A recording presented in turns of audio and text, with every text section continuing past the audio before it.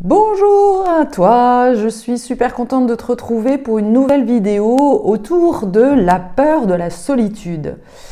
Est-ce que toi aussi tu es dans une situation où tu te rends compte que ta relation n'a plus de sens, que tu n'es pas aligné par rapport à une relation qui ne te nourrit pas?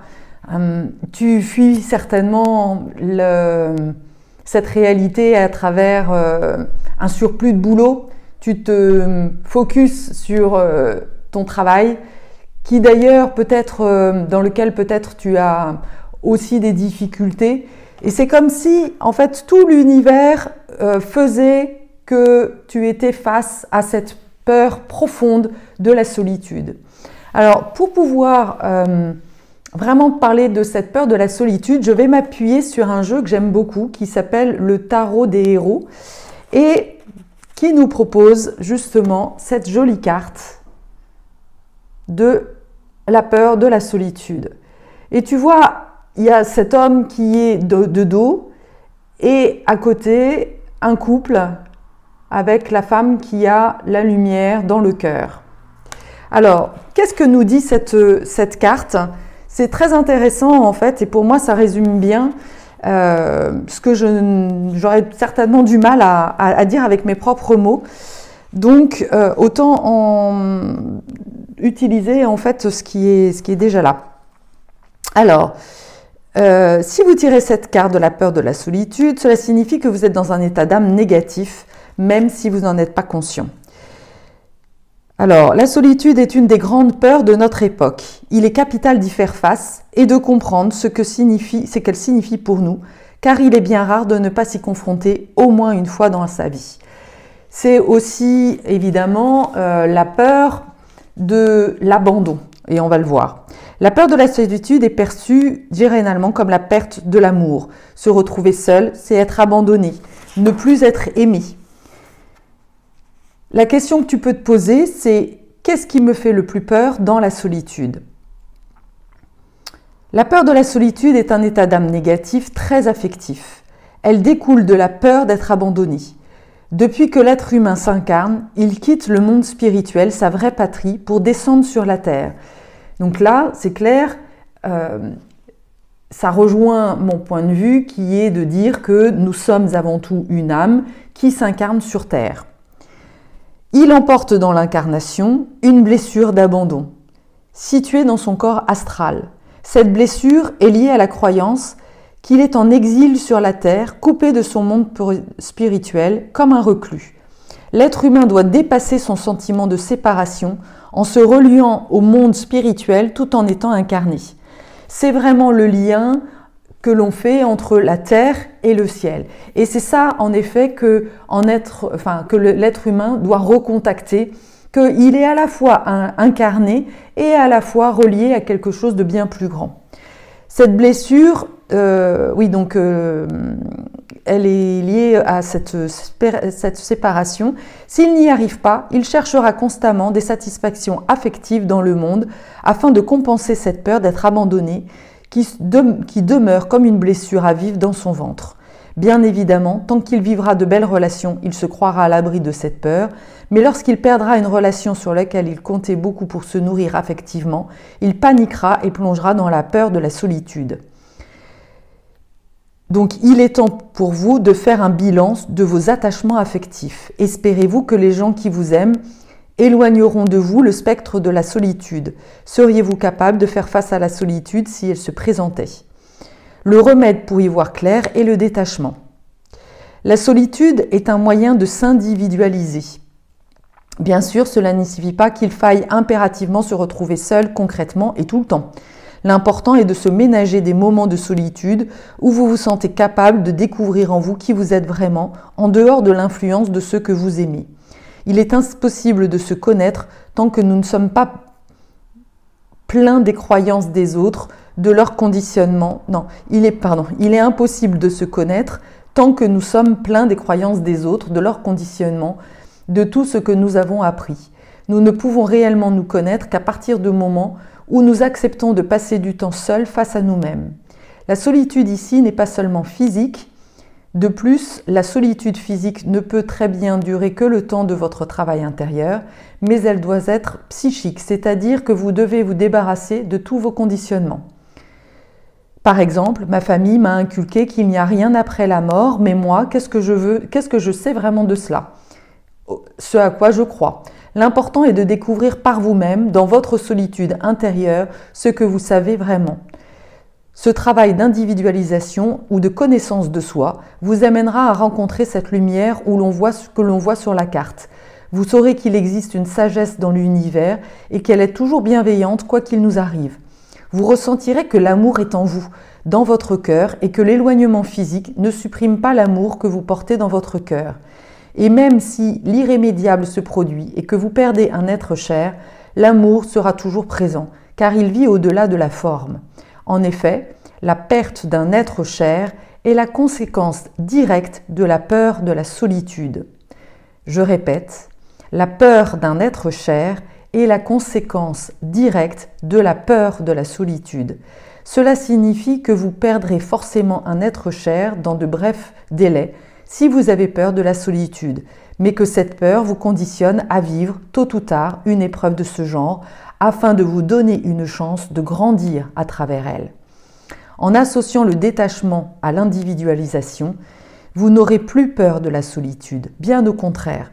Vous apprécierez d'alterner des périodes relationnelles avec des périodes de solitude afin de vous retrouver et de mieux saisir qui vous êtes. Donc, les questions que tu peux te poser, c'est qu'est-ce qui conditionne ma peur de la solitude? Quelles sont mes croyances face à la mort? La rupture affective est-elle pour moi le signe d'une épreuve de solitude ou au contraire un moyen de me retrouver et de tirer les leçons de ma vie? Ai-je déjà vécu une expérience positive de la solitude? Dans ce cas-là, l'enjeu est de se rappeler dans quelles conditions tu as pu vivre en fait des moments de solitude agréables et de le cultiver afin de cultiver une vision différente de la solitude. Alors, c'est essentiel en effet et je l'ai traversé moi-même il n'y a pas si longtemps que ça, en fait, cette peur de la solitude, enfin ça fait quand même 4-5 ans. Et en lien d'ailleurs avec la vidéo que j'avais faite sur les relations amoureuses, c'est évident pour moi que cette peur de la solitude est vraiment à traverser et souvent elle se fait, si on n'y arrive pas de manière naturelle, elle se fait avec une relation dans laquelle tu vas sentir une fusion mais tellement forte que tu vas réaliser que tu es en fait dans une dépendance affective.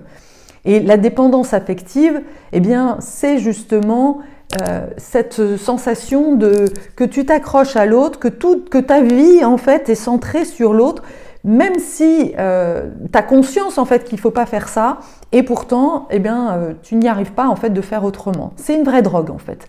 Et quand tu sors en fait d'une relation comme ça, et en ce moment, je vois beaucoup en fait de personnes à mon cabinet qui traversent en fait ces peurs de la solitude, eh bien, tu as vraiment l'impression de faire une désintox. C'est aussi douloureux qu'une désintoxication.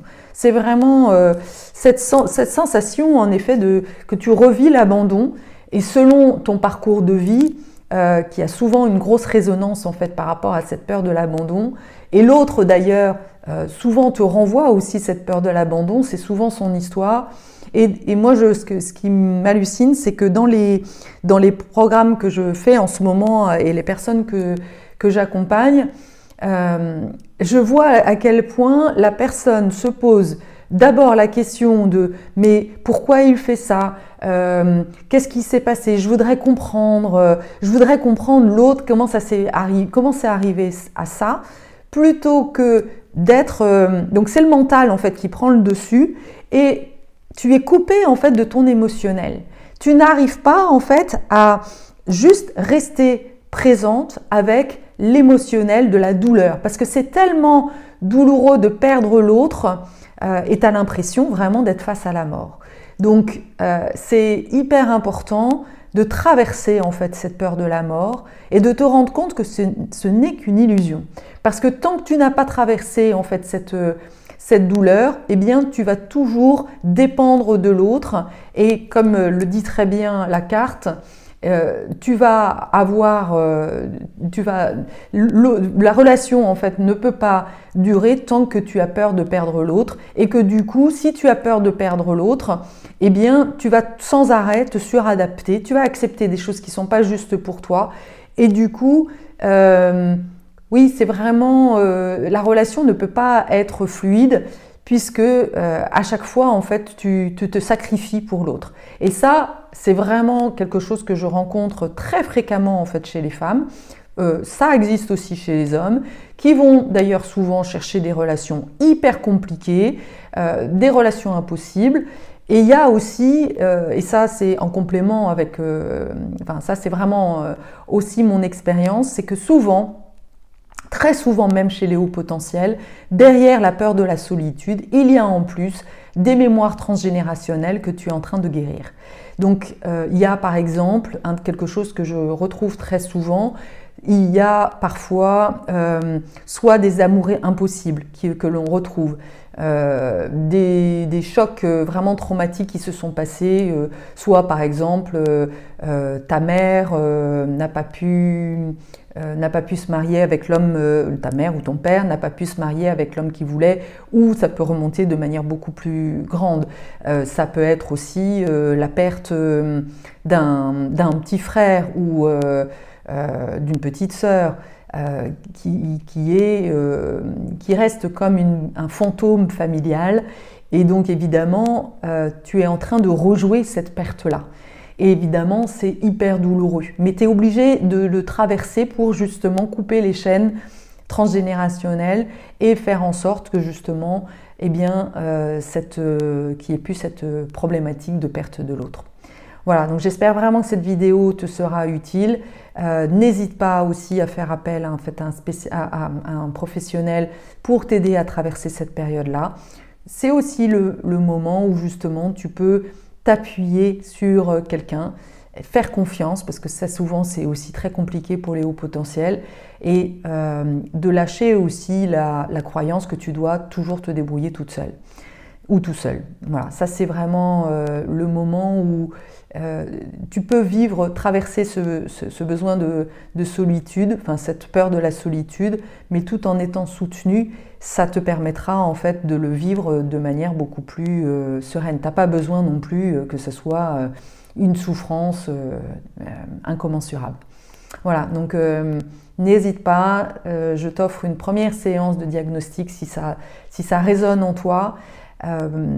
Sache que voilà, ça fait partie des choses sur lesquelles j'accompagne les personnes et qui, pour moi, à partir du moment où on arrive à justement sortir de la peur de la solitude, eh bien, on est vachement plus aligné en fait et on est avec la bonne personne qui justement peut te soutenir dans ta vie, dans tes ambitions et de t'autoriser à vivre justement une vie amoureuse épanouie et du coup de remettre de l'équilibre et de l'harmonie dans ta vie. À bientôt!